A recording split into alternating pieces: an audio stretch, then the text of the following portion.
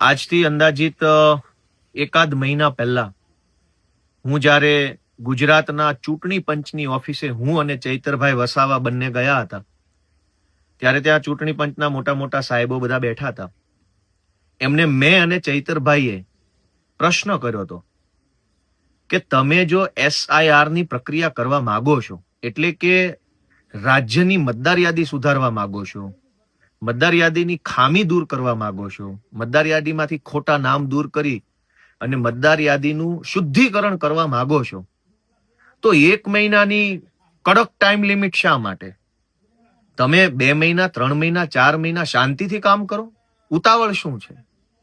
તમારે જ્યારે સારું જ કરવું છે તો 2 મહિનાનો સમય લઈ, પૂરતો સમય લઈ, શાંતિ સાથે, ધીરજ સાથે અને પૂરતા સમય સાથે શુદ્ધિકરણ કરવામાં તકલીફ શું છે?